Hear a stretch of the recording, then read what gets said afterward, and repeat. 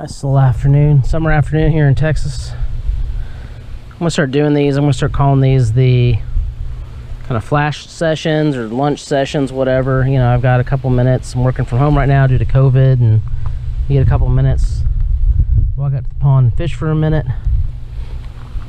Sorry about the lack of videos recently. If you've been subscribing and watching, a lot of advantages to living out in the country. The internet is not one of them. Had a lot of issues with connectivity, especially with everybody working from home.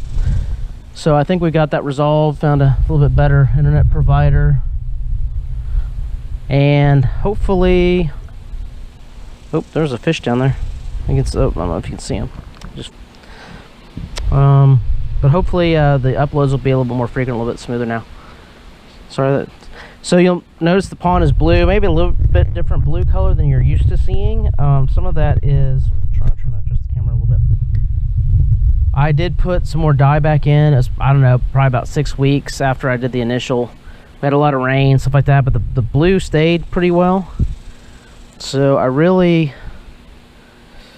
didn't see a need, but then I started kind of seeing around the edges. It started to kind of clear up a little bit, so I decided to go ahead and clean it out. So what I've got here, this is a Karl's Amazing Bait Sparkplug. Got a lot of stuff going on there, some pink, some purple, some whatever. I've been hearing, just reading on the internet and forums and stuff like that. A lot of people have been talking pretty highly about having success with like bubblegum colors and some of these other colors. So I thought, you know what, why not try it? I'm fishing off of the left side of the dock here today too. This thing dives about, I think, 1 to 4 feet for the spark plug. But I see a lot, when I feed the fish out here, things like that, I see a lot of activity. Oop, there comes the spark plug there. I see a lot of activity over here, so I feel like this is probably a prime spot to cast this. 1 to 4 feet for this pond is optimal too, because it's, I think, probably at its deepest about 7 foot, and I've lost quite a few lures here. Trying to, use something that runs deep. This is really the first time in a while I've actually been out here to fish for a couple minutes. I've been busy. I got the boat. I don't know if you can see that. I got the boat over there. And I've also kind of boat fished a little bit, but I didn't record any of that. Oh, I see some bubbles over there. I wonder if that is... There was a couple snapping turtles in here. I wonder if that's what those are. Or if that was a fish that was just coming up. Find out. But I think what I'm gonna try to do is keep these sessions to about 10 minutes, 15, quick, like if you're on your lunch break and you're just going out to fish real quick and come back.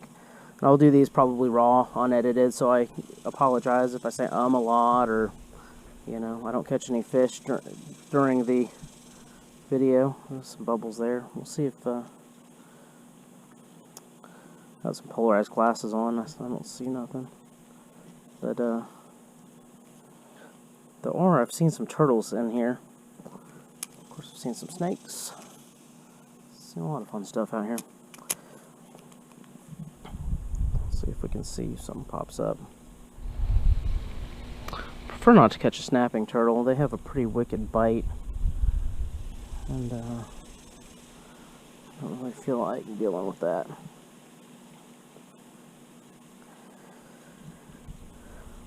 At some point, I'll probably do a follow-up video too on this pond. So the pond is obviously blue now. Over time, the water. Oh, that was a little too aggressive. Oh, sweet. And it fell in the water. See, stuff that I would edit out normally. You're getting to see it all in its glory. I don't know if the camera's quite high enough to see that, but this thing fell in a tree and just cast it a little too hard. Anyway, so this pond, when I bought the place, didn't have any fish in it. Apparently, talking to the neighbor, at some point there were catfish in here, and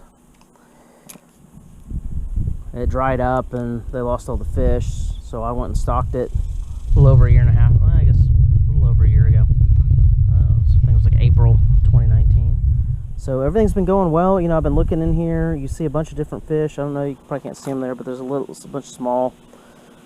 There's probably bluegill, I guess. But, I stocked with minnows, bluegill, bass, crappie, yada, yada, yada, catfish. A lot of people just want like a bass pond. The problem is with just a bass pond, you got to feed them because they don't have anything to eat.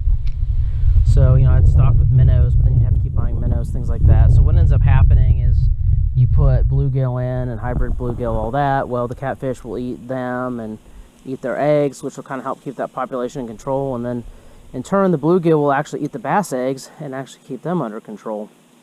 So that was interesting. I also learned, you know, it's a good, you know, when you see all these fish of different sizes down here, and I see another one down here in the water, you probably can't see them. But there's some small ones and big ones. Just, you know, there's a big one down here a second ago. You want to see fish of different sizes. That's a sign of a healthy pond. So I've been seeing that. And then, you know, I think I mentioned it before, the blue color, and you know, you could get black, you get a bunch of different colors. But the idea is simply that, you know, light permeates, and then that light can help cause algae blooms. And so if you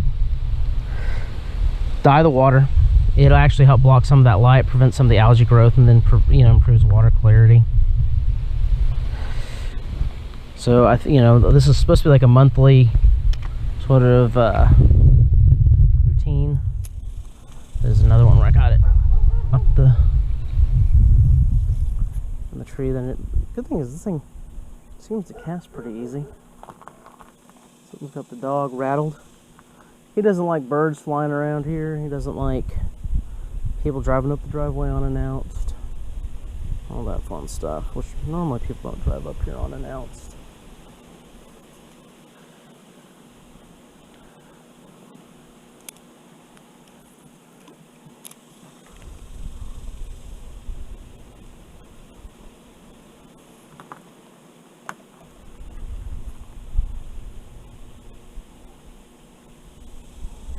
Looking at the time here on the GoPro, I've got about 3 minutes, and if I don't succeed, I'm getting skunked this afternoon.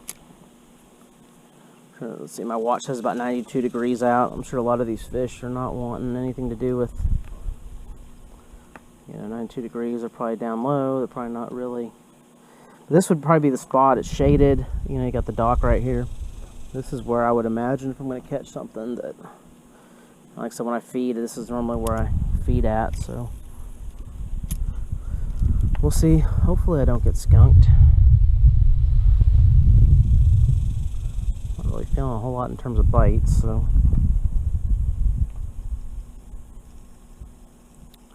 we'll just see what happens. Like I said, these will be raw, unedited, probably 10-minute videos.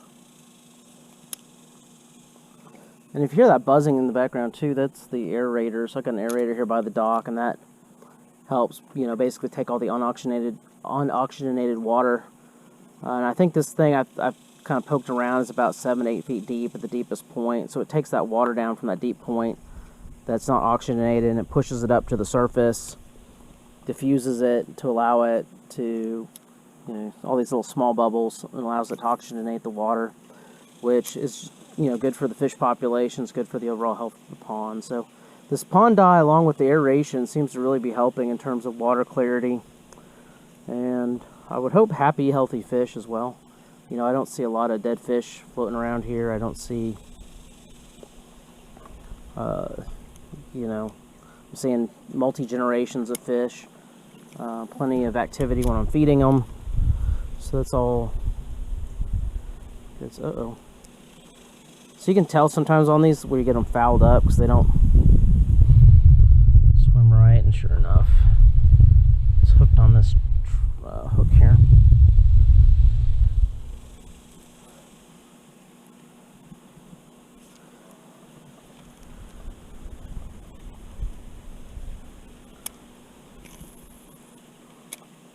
This thing's got some pretty good weight. This little Sparkplug's got some good weight to it too.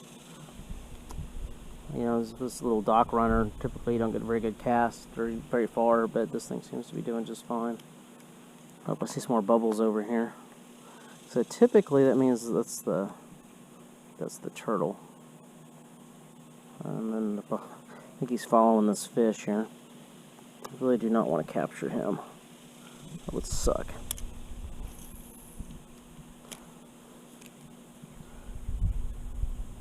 So snapping turtles have a pretty powerful bite. You don't really want to mess with him. So a dude tried to kiss one time, and they got long necks, and it whipped out, bit him in the face, and he did not look too happy. Oh, there's some more bubbles down there. You may see it pop up, or it may just go under the dock to the other side. I don't really know. Really don't want to tempt fate here and trying to get him up there, or her. I don't know. There's a couple of them. I found a red eared slider once, put it in here without knowing. Come to find out that they'll eat. I guess I hadn't really thought about it, but they'll eat fish and all this other stuff. So turtles aren't necessarily the best thing for a pond, but also I haven't seen a lot of them here, and the population of fish seems to be healthy. I've kind of caught a little bit of everything this year so far, so I'm not going to stress about it and try to trap them and remove them.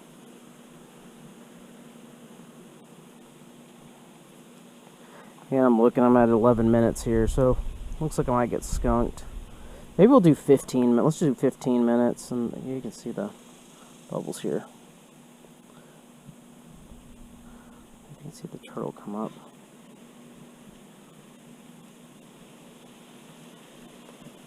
Kind of right over. Every now and then it'll come up and kind of look at you a little bit.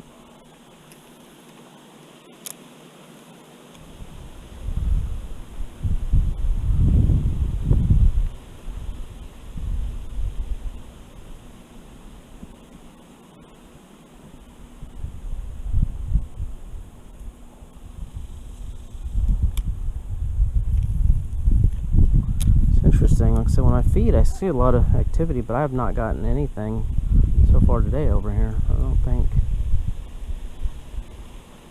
the fish are digging this. Alright, so what do we do? Switch sides, I guess.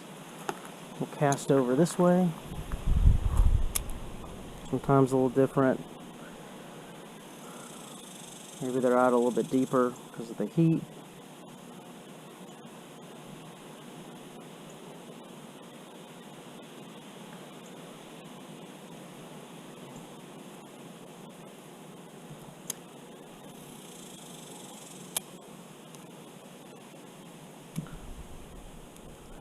And if we don't catch anything, well, I wouldn't say that necessarily is a failure of the lure. It could just be the conditions.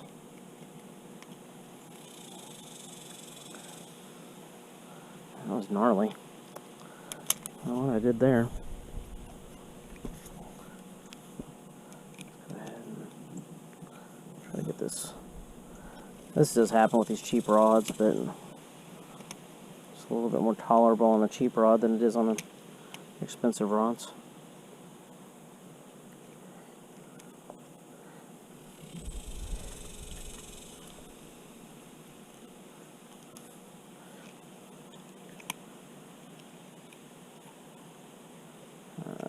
Seems like we're back on track here. Got about a couple minutes here to make good on something. Oh no.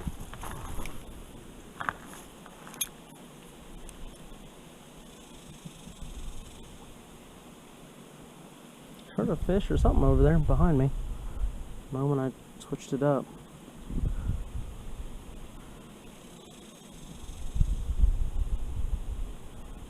At some point here I need to finish working on this dock too, get it. It's falling apart. I think I'm going to switch to a floating dock setup. You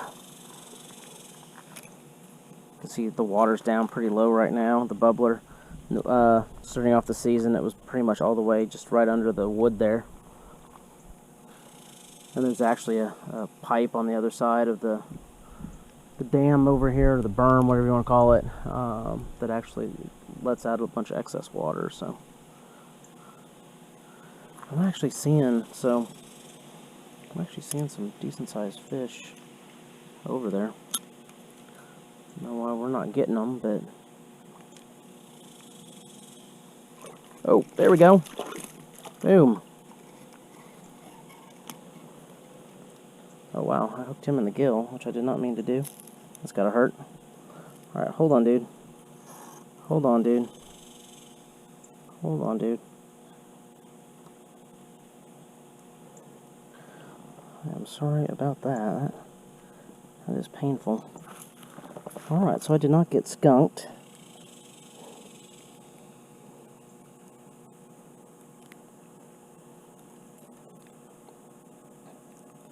Wow, that is... Okay, you gotta stop, dude.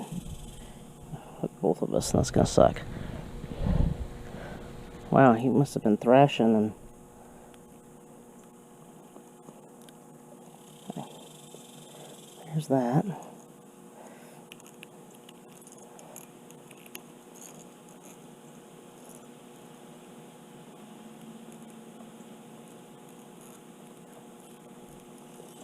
Man, these hooks are sharp too. Give this a little bit of a...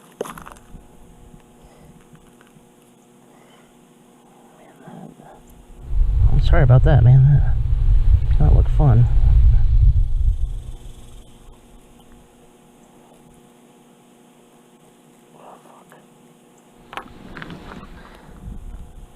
Nice fish. Oh! Dropped him. Alright, gotta stop, bud. Stop and I'll help you out. Come here. Dude, you're getting all dirty. Stop.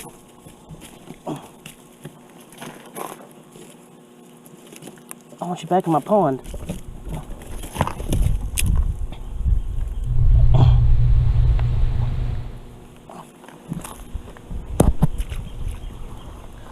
Alright. Well, a little over 15 minutes there, but it's a nice little catch. And that was on the Sparkplug. So, alright. I'll take it. I will take it. And I will see you guys next time.